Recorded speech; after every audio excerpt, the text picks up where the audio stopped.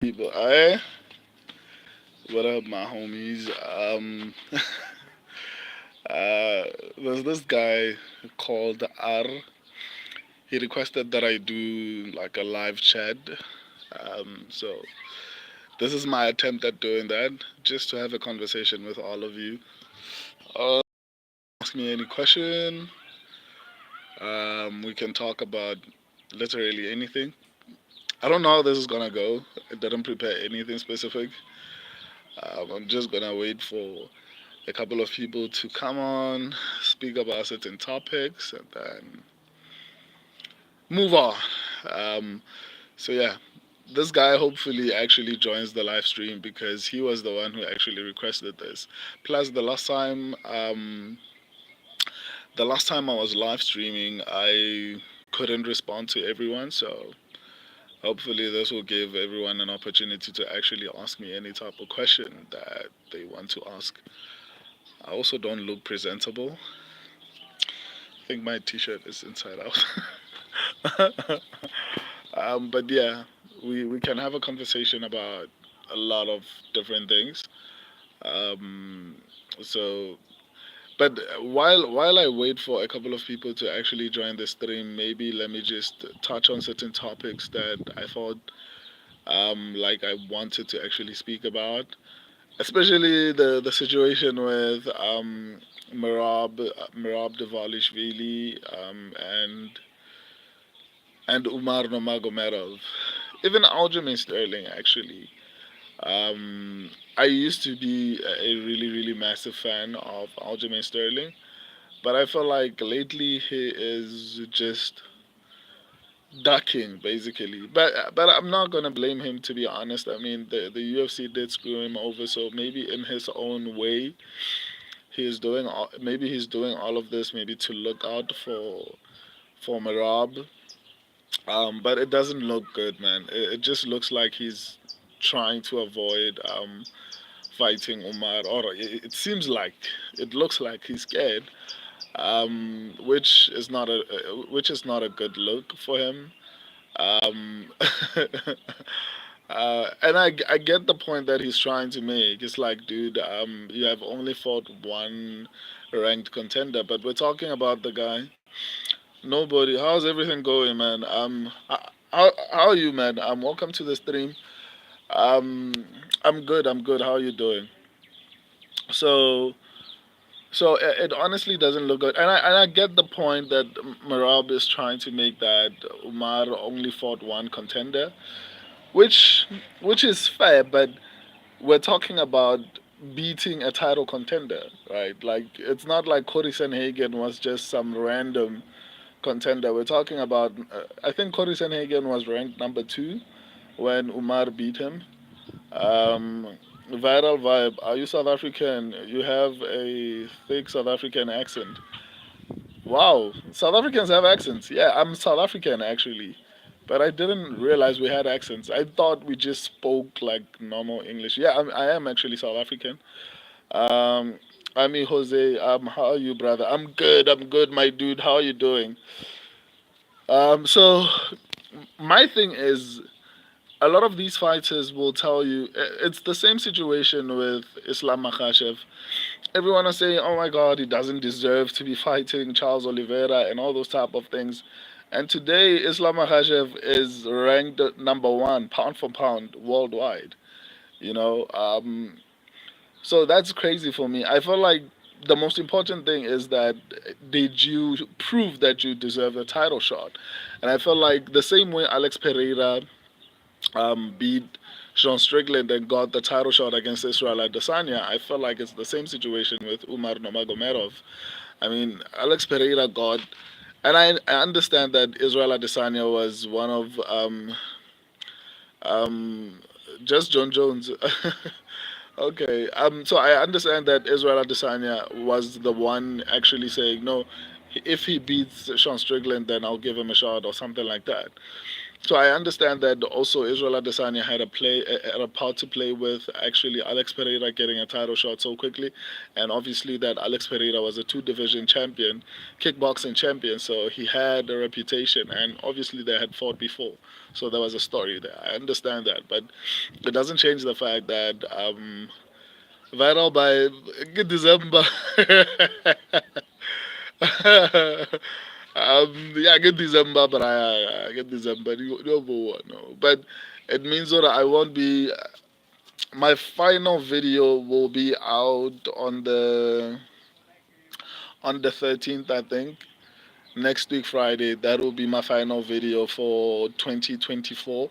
Oh, not my final video. My final video will be the awards, which I forgot to speak about. By the way, guys, the nomination for the Combat Sports Awards are finally coming out. I'm going to release two per day, but today I'm going to release four. So the categories that are there are going to be Combat Channel or Page of the Year, Fighter of the Year.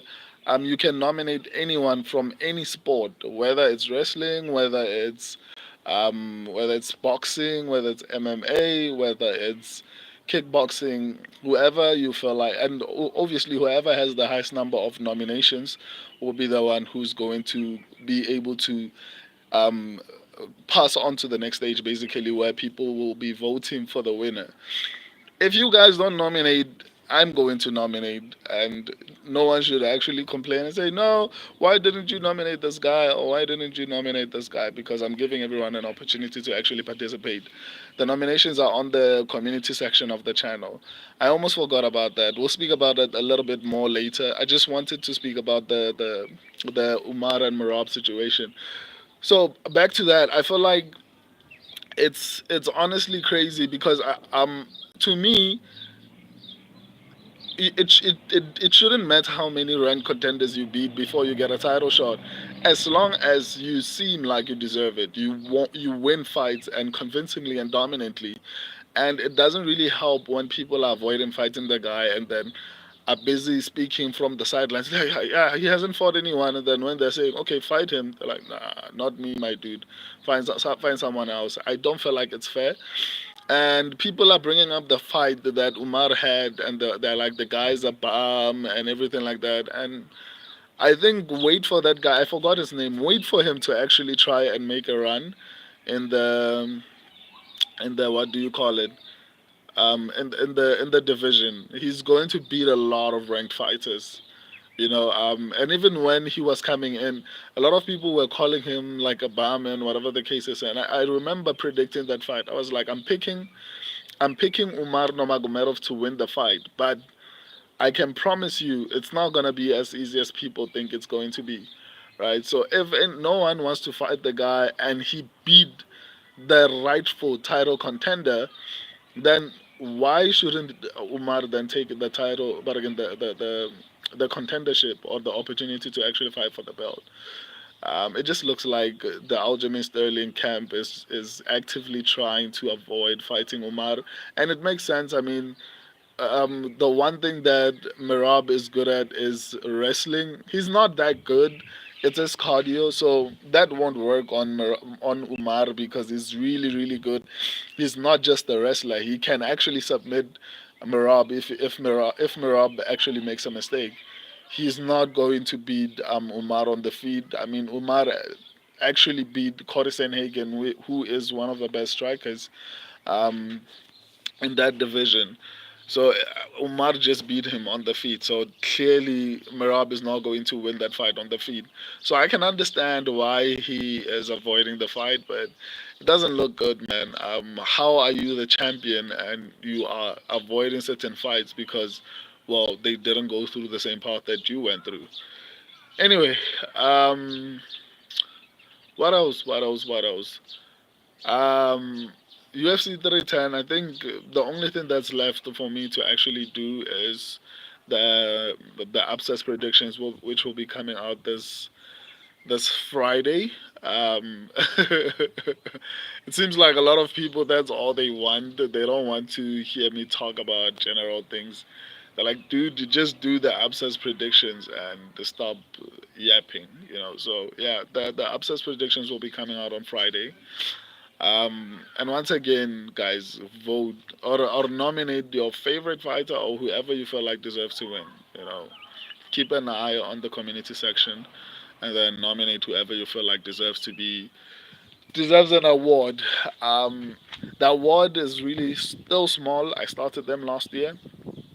Um, they're still very small, but I plan on growing them. I want to contribute to combat sports, obviously specifically MMA, but I feel like I don't want to exclude any other combat sports because unfortunately a lot of fighters do not get appreciated or they don't have that many prestigious awards. I mean, for MMA fighters, I think it's the MMA awards. And apart from the MMA awards for MMA fighters, what else is there? I think it's the SPs or something like that. And even the SPs, I think maybe one or two fighters get to win that. So I don't feel like that's enough.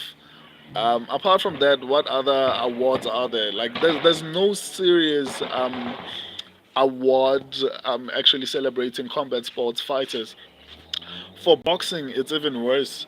Or maybe it's because I don't follow boxing as much, so I don't know about the awards. But I can't, at the top of my head, the only award I can maybe bring to my mind is maybe the ESPYs as well. I don't even know if I've ever seen a boxer win that. But that's basically what I'm trying to do. I know that it will take years. This is my second year doing this. Even if it takes 5, 10 years, it's fine. I'm going to make sure that these awards are really, really dope. I'm going to make sure that the production, if you want to see last year's awards, just click on the channel and go to the homepage of the channel. You'll see last year's awards. This year, I want to improve them. I like everything. There won't be significant changes, but I want them to look significantly more improved.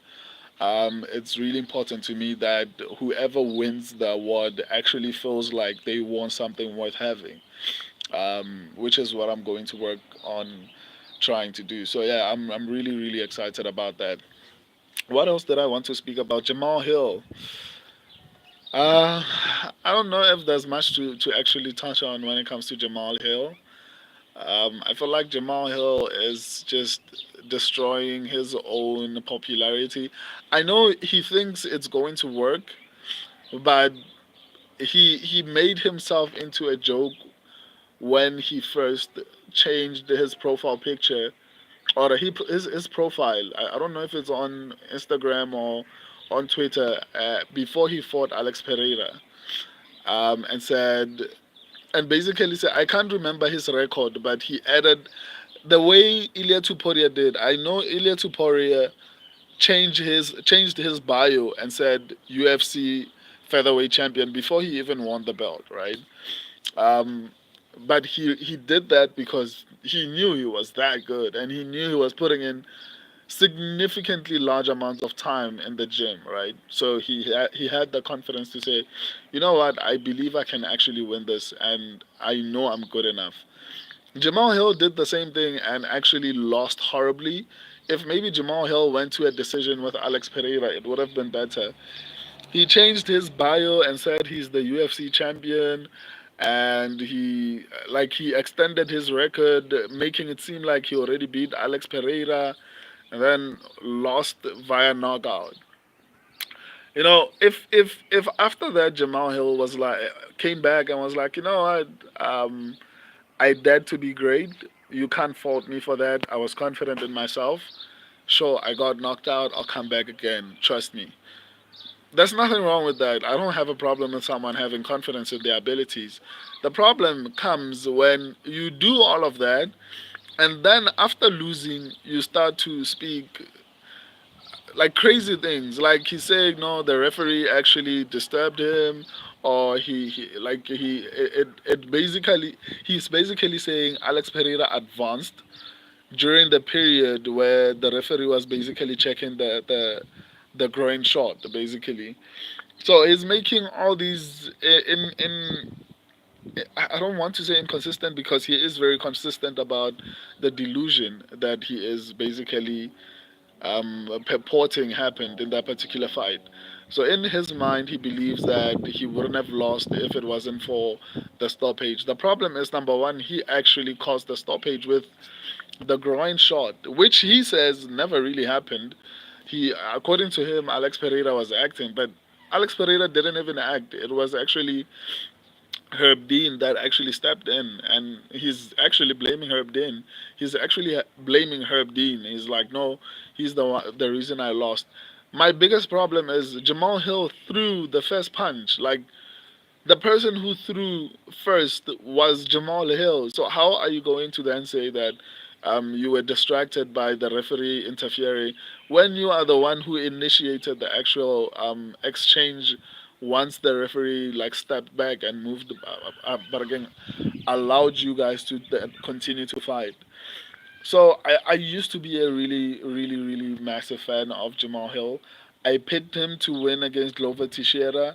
That's I think one of the first pay-per-views that I got. Actually, any fight card that I got 100% if I'm not mistaken, right? And then unfortunately, I felt like Jamal Hill would be better against what do you call him, Alex Pereira, because I felt like Jamal Hill would have the wrestling advantage. Sadly, a lot of people who fight Alex Pereira somehow decide, you know what, we're not gonna wrestle. We want to strike with this elite former two division kickboxing champion. For whatever reason, they feel like they need to strike with Alex Pereira, which doesn't really make any sense to me. But yeah, that's how they feel. Um, and unfortunately, he actually decided to strike, and he got knocked out. And then he goes on to criticize Yuri Prohaska, right? Yuri Prohaska then responds to the criticism. And then Jamal Hill acts like he is being poked by everyone and he's doing nothing. Like, he was the one who actually started criticizing Yuri Prohaska about his fighting style and fight IQ. And that's why when Yuri Prohaska actually makes the response, he's like, don't talk about my fight IQ and whatever the case is because you didn't show nothing in your previous fight, which basically is him responding to Jamal Hill. And then Jamal Hill comes out and acts like, oh my God, where did this come from? When he started it, right?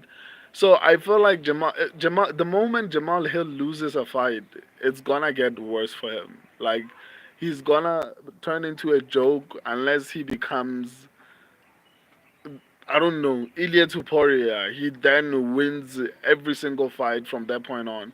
Then yeah, I think maybe that might turn him into that guy who talks a lot but can back it up. Currently, the only two people in the UFC who are able to do that, not two actually, I'd say maybe three: Hamza Chimaev, Ilya Tuporia, and Islam Makhachev. They actually tell you what they're gonna do to you, and they actually do it, right? So apart from those people, I can't remember. I think Alex Pereira is very respectful, so he doesn't really trash talk. But the people who trash talk, I don't want to call it trash talk because they're just telling you what they're going to do to you. It's Islam Makhachev, it's Ilya Tuporia, and Hamza Chimaev. They actually do what they say they're going to do to you. So for me personally, man, I've lost all respect for Jamal Hill. Um, I wanted him to actually succeed. I wanted him to actually be a great light heavyweight champion, but his behavior, also fighting with his brother or assaulting his brother, like, there are a couple of things that made me feel like maybe it's good that he lost the belt. Maybe it's good that Alex Pereira knocked him out in the like in the match where he was supposed to retain or regain his belt that he never lost. Because how are we going to have such a delusional champion? And hopefully this delusion is not preventing him from training, because he's going to lose horribly if he continues to act like he's the best in the world even though he got knocked out. He's busy criticizing Ankalaev and saying every fight to what do you call him, to Jamal Hill is boring. The fight between Halil Roundtree and Alex Pereira, Jamal Hill acted like he was yawning.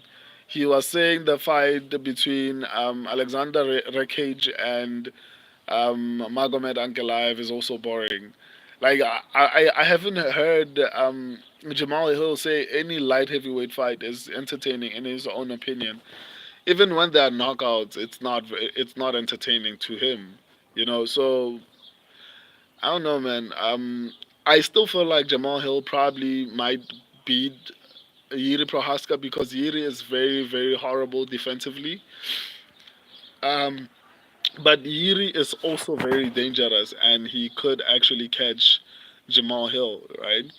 So I guess we'll just have to wait and see. But it's going to be hilarious if Jamal Hill actually loses that fight.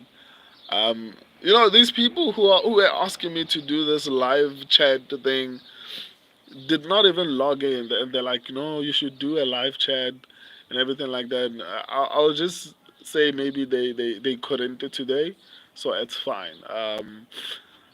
So yeah, I'll see you guys Friday when I do the abscess predictions. I appreciate all of the people who actually joined me in the stream. Yeah, see you Friday for the abscess predictions. Until next time, I appreciate and love all of you. Deuces.